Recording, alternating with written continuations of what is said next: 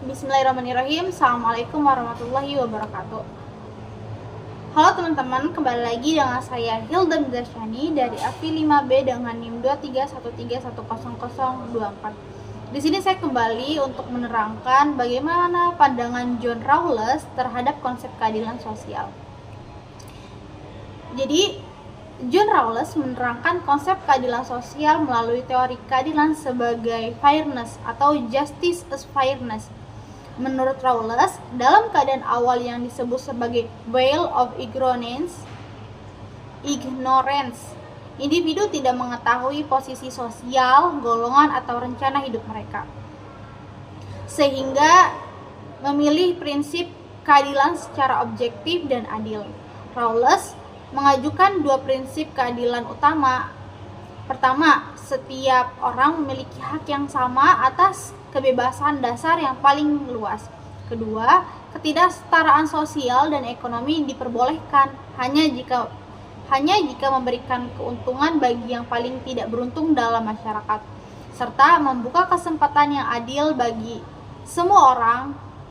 Prinsip ini bertujuan menciptakan sistem sosial yang mengutamakan kebebasan dan kesejahteraan kelompok marginal tanpa mengorbankan kebebasan individu. Selanjutnya yaitu mengenai apakah demokrasi dapat mewujudkan keadilan sosial dan bagaimana caranya.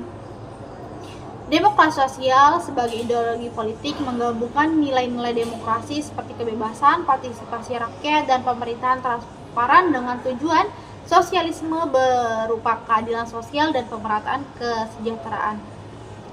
Demokrasi biasanya mewujudkan keadilan sosial dengan intervensi negara untuk memastikan distribusi sumber daya, hak, dan kesempatan yang adil. Misalnya melalui program jaminan sosial, subsidi pendidikan, dan pemerataan pembangunan antar daerah. Partisipasi politik yang tinggi dalam demokrasi juga memperkuat keadilan sosial karena memberikan kesempatan yang setara pada semua warga untuk menyuarakan kepentingannya dan mengurangi ketimpangan sosial.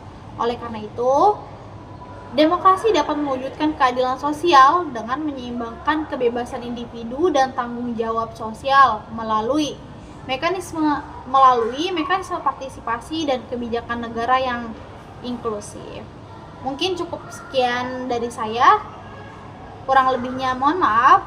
Bye-bye. Assalamualaikum warahmatullahi wabarakatuh.